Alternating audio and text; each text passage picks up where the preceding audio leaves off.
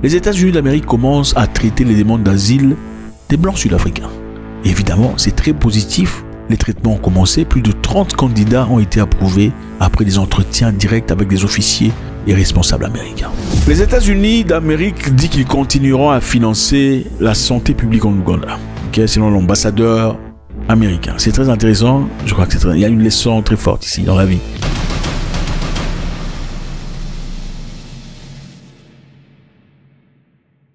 Les gens peuvent-ils choisir des gens ou favoriser des gens ou prioriser des gens sur base de leur couleur de peau? Oui. Est-ce que c'est louable? Non. Est-ce qu'on vous le doit? Absolument pas. Je pense que c'est essentiel, surtout pour ceux qui pensent que l'Europe vous donne des choses. Vous êtes sortis là au racisme, tout ça, hein, au racisme. Il y avait une histoire qui était partie en France là. Beaucoup de gens sont sortis dans les rues et tout le bazar. Mais ce n'est pas chez vous.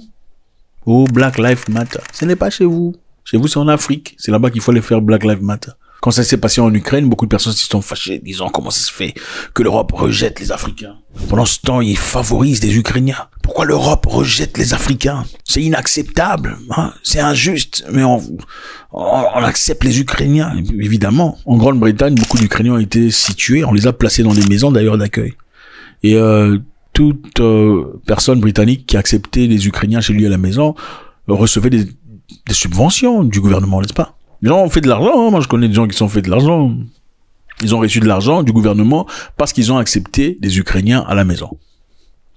Et ça a fait beaucoup de mal à beaucoup d'Africains. Pourquoi les Ukrainiens ont été acceptés aux universités en Belgique pendant qu'il y a eu beaucoup d'Africains aussi qui étaient en Ukraine, étaient coincés pendant la guerre, mais n'ont pas eu les mêmes faveurs. Mais vous êtes noir, mon ami. Attendez, vous avez vu votre couleur de peau. Et puis, malheureusement, vous vous servez de ça comme objet de pleurnicharde. Pourquoi vous pleurez sur le fait que vous êtes noir? Oh, on me traite... Mais attendez, si vous avez des enfants, vos enfants ont des cousins, vous avez des pizzas, et il y a assez de pizzas pour nourrir les enfants de vos frères, c'est-à-dire les cousins de vos enfants, et qu'il y a l'enfant du voisin ou des étrangers qui viennent manger. Vous allez laisser les étrangers manger? Non, vous allez choisir les enfants de vos cousins, c'est aussi simple que ça. Le problème, ce sont les Africains qui ne se soutiennent pas. Ce sont les Africains qui sont leurs propres ennemis, qui sont prêts à laisser entrer un ennemi d'un autre frère du moment que lui paraît pour le bon. C'est ça les Africains. Je veux être le meilleur Africain, le seul Africain à avoir accompli, le premier Africain à avoir commencé. C'est nous qui avons commencé cette histoire-là sur Facebook. C'est nous qui avons commencé le coaching, le combat des coachs. Vous avez entendu le combat des coachs? Les coachs sont en train de se battre. Lui là, c'est vraiment comme ça. Vous ne verrez jamais des blancs en train de se battre pour des bêtises comme ça. Oh, c'est moi qui ai commencé le... Jamais de la vie. Pourquoi vous vous battez? Même les panafricanistes africains, surtout francophones, toujours dans la guerre. Qui est le vrai panafricaniste et qui ne l'est pas? Qui veut être le boss de qui? C'est malheureux. Eh bien, à l'instar de l'Ukraine, leur faveur accordée aux Blancs en Grande-Bretagne, les États-Unis d'Amérique commencent à traiter les demandes d'asile des Blancs sud-africains.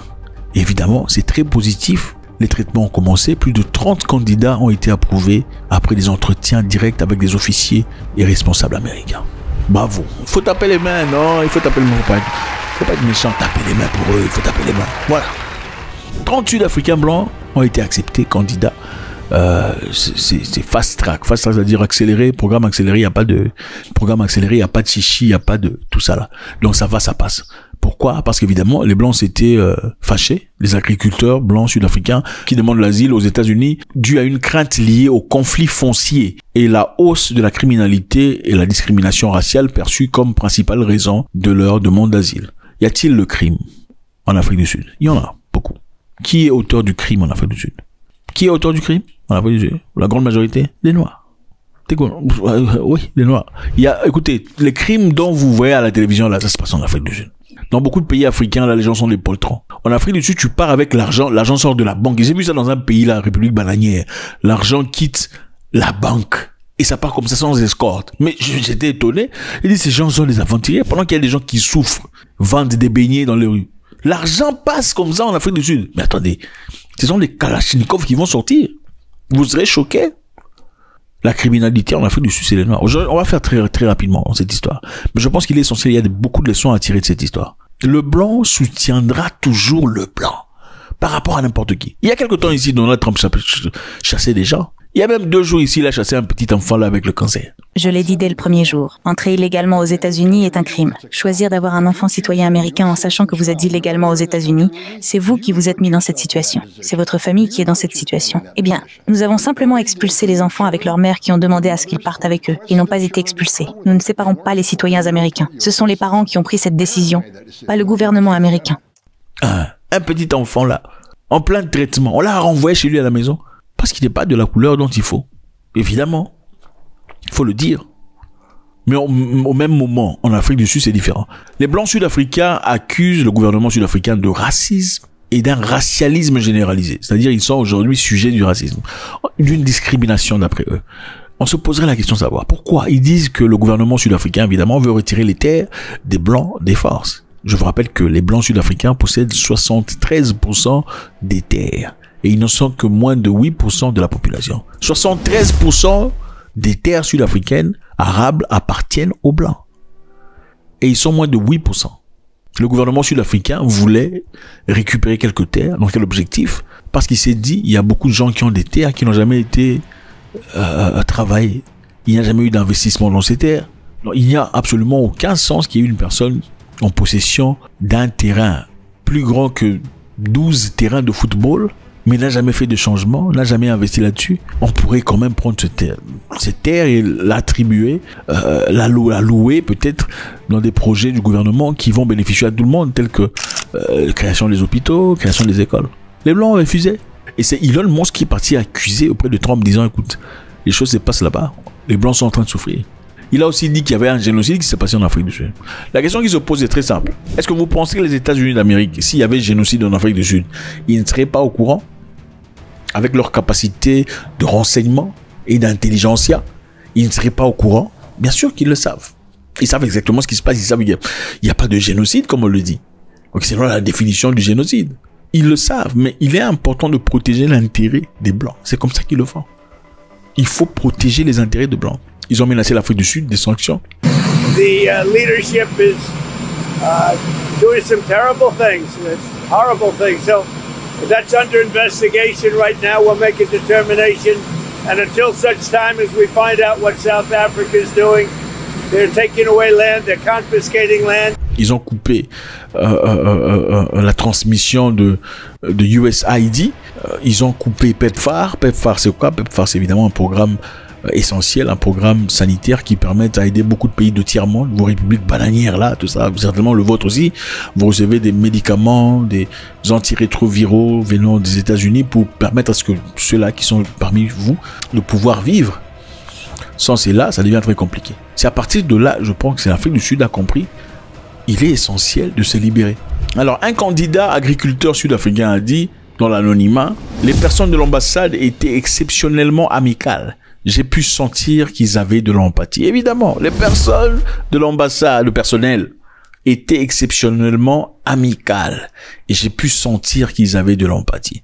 Évidemment. Est-ce qu'ils ont de l'empathie envers eux-mêmes? Oui, ils ont de l'empathie. Avez-vous de l'empathie envers vous-même? Point d'interrogation. Il faut se poser la question. C'est ça la différence. Aujourd'hui, il y a les Burkinabés qui accusent les leaders de la Côte d'Ivoire d'abriter des Américains pour venir déstabiliser leur pays. Les leaders accusent les leaders.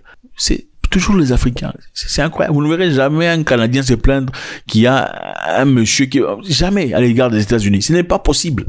Autant ces Blancs partent, moi je parie que ceux qui possèdent les terres ne partiront pas. Ceux qui partent, non, il y en a foutu. Ils ont peut-être certainement pas de boulot. Ok, ils n'ont pas de situation.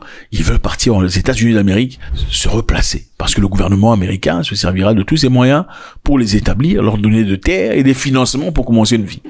Les Blancs qui ont vraiment des terres ne quitteront pas. Et maintenant, nous partons en Ouganda. L'Ouganda, voilà ce pays, Ouganda, Pearl of Africa, très intéressant. Les États-Unis d'Amérique disent qu'ils continueront à financer la santé publique en Ouganda. Ok, selon l'ambassadeur américain. C'est très intéressant. Je crois que il y a une leçon très forte ici dans la vie. Il affirme que les États-Unis ont consacré 8 millions de dollars d'aide à l'Ouganda, ce qui a joué un rôle déterminant pour aider le pays à mettre fin à la récente épidémie de virus d'Ebola. Ok. Donc il y a quelques temps, évidemment, l'Ouganda, l'Ebola, c'est fréquent, hein. Je comprends pas. L'Ouganda et la RDC. RDC, Ouganda. Surtout la RDC. La RDC a tout. Les guerres, l'Ebola, le sida, Pourtant, les gens prient dans ce pays. Bon, en Ouganda, les gens prient aussi. Il y a une grande communauté musulmane, une grande communauté chrétienne. C'est bizarre. Il faut essayer de comprendre. Bref. En Ouganda, les États-Unis d'Amérique décident de revenir et d'attribuer de l'argent à hauteur de 8 millions de dollars pour faire le combat contre l'Ebola. Les États-Unis sont fiers que tous ces investissements, les ressources, l'expertise et la confiance ont contribué à mettre fin à cette épidémie, à sauver des vies et à mieux préparer nos deux pays aux futures menaces sanitaires. Ceci est intéressant, pourquoi? Parce qu'il y a quelque temps, l'Ouganda, les États-Unis ça passait pas du tout. Pourquoi? Parce que le président Yoweri Museveni n'avait pas bloqué une loi qui était votée au Parlement, selon laquelle toute personne, papa, voulant faire du papa en public, sera arrêtée. Et ces personnes, papa, qui initieront ou seront d'influencer les enfants ou d'autres personnes à se lancer dans cette histoire, seront aussi emprisonnés. Tertio, si un papa contaminait une personne non papa qui est moins âgée qu'elle, ou mineur, on va le... President has actually signed the anti-homosexuality law. Le président a bel et bien signé la loi anti-homosexualité. That what was a bill is now Et je tiens à vous confirmer que ce projet de loi est désormais une loi du Parlement, appelée loi anti-homosexualité de 2023. 2023. Ok, les États-Unis étaient très en colère par rapport à ça. Gouvernement de Biden, très en colère. On a dit, si vous ne changez pas cette loi, nous allons couper les aides. Le président a refusé de changer la loi. Le président a dit, la communauté a choisi, c'est-à-dire les leaders politiques, les leaders traditionnels et spirituels, musulmans, chrétiens, animistes, ont tous choisi de préserver leur culture, qui est la non papa dans la nation. Ils ont subi la pression. Les Américains ont tiré les ficelles, évidemment. L'AMF, le World Bank ne donnait plus d'argent à l'Ouganda. L'Ouganda était carrément ostracisé.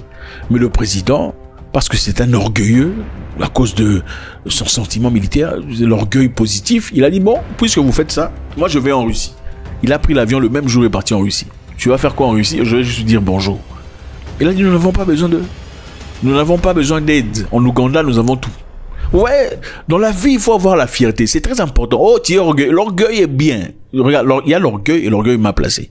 Quand ton orgueil est mal placé et que ton orgueil détruit tes pas, là, ça devient un problème. Mais l'orgueil et la considération personnelle est très important. Je sais qu'il y a des gens qui viendront dire, il faut pas dire orgueil. Non, l'orgueil est bien. Quand ça devient mal placé, évidemment, même de l'eau. Quand l'eau est mal placée, ça vous tue. Vous en buvez de trop, ça vous tue. Oui, l'eau peut vous tuer. Tout excès nuit. Mais il faut savoir placer l'eau, il faut placer l'eau. De même pour l'orgueil. Quand Dieu dans la Bible vous dit, oh non, il faut m'adorer, c'est aussi de l'orgueil. Attendez, c'est de l'orgueil. Tu n'adoreras pas un autre Dieu. Oui, c'est un Dieu orgueilleux. Il faut le reconnaître. Rien d'ici en bas est comme moi. C'est un Dieu orgueilleux. Donc l'orgueil a sa place. Mais l'orgueil mal placé, ok. C'est le sentiment là de dire, ok, puisque vous voulez me forcer, moi, dans mon pays, d'adopter une certaine loi, je ne l'accepterai pas. Je ne me plierai pas. En fin de compte, qu'est-ce qui s'est passé? Ils sont revenus. Voilà l'argent. Ok, ils commencent petit à petit. C'est un peu comme quand un parent te fait un mal. Au lieu de dire je suis désolé, il vient t'acheter des jeux vidéo ou je te prends la chaussure là que tu voulais prendre. Voilà. On leur a offert. Ils n'ont même pas demandé, on leur a offert. C'est pour montrer quoi? On a ouvert la porte. Nous sommes prêts à rediscuter avec vous. Et aussi, il faut tenir en compte que le gouvernement précédent était le gouvernement des démocrates, qui sont pro-papa. Le gouvernement d'aujourd'hui est conservateur. Voilà. Leur tendance est un peu limitée par rapport à ça. Donc, l'Afrique du Sud, les amis, ils continuent à vous montrer, à vous donner des leçons. Ils se soutiendront toujours, même s'ils savent qu'ils sont dans le mal. Ok? Vous voulez qu'on vous paye de l'argent pour une terre que vos arrière-grands-parents ont pris de force. Ils n'ont rien payé pour ça. Mais eux sont prêts à soutenir cela. Et ils peuvent aussi faire tomber toute une économie par rapport. Ils ont fait ça avec le Zimbabwe. Ok? La leçon est très simple. Le soutien est très important entre frères. Vous ne vous laissez pas la main. Ensemble, on va loin. Seul, vous partez vite, mais ensemble, on va loin. L'Ouganda nous apprend une leçon ici. L'orgueil est très important. L'orgueil bien placé, l'orgueil bien situé, l'estime de soi, le respect de ses cultures, de ses valeurs. On ne se plie pas, on ne se courbe pas devant n'importe quelle situation parce qu'on est en situation délicate. Faites-moi savoir ce que vous en pensez, j'aurai beaucoup de plaisir. God bless.